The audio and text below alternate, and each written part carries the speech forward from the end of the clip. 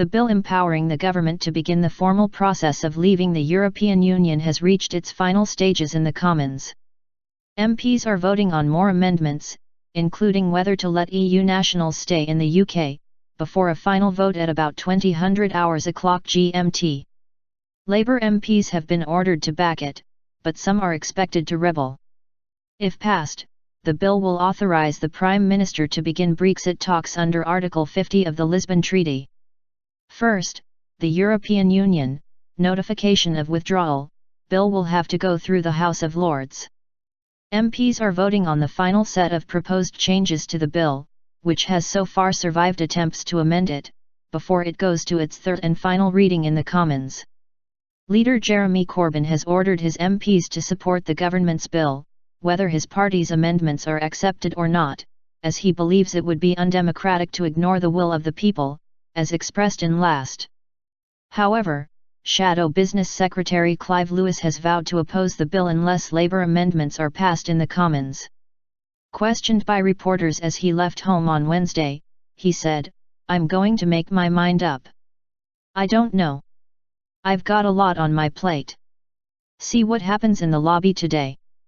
Asked if he was about to resign from Mr. Corbyn's shadow cabinet, he replied, "It's my intention to do what's right by my constituents and my conscience. It's a really tough call."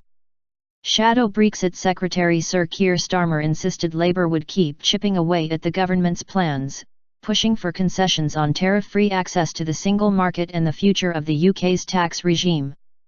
Once the bill passes the Commons, it will be debated in the House of Lords after it returns from recess on February 20.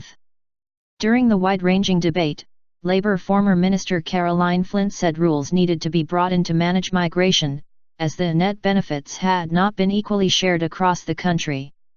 SNP Justice spokeswoman Joanna Cherry warned that the government could face a slew of legal claims if it did not address the rights of EU nationals living in the UK before starting the Brexit process.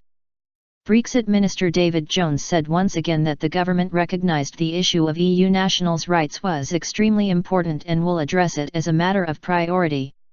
He urged all MPs to withdraw their amendments so we can start the process of withdrawal from the European Union.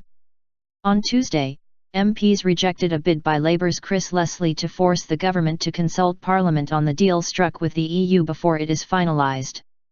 It came after ministers pledged that a meaningful vote would be offered. Labour and some Tories had pushed for MPs to have a decisive say on the final terms, but the 326 to 293 vote meant the bill remained unchanged.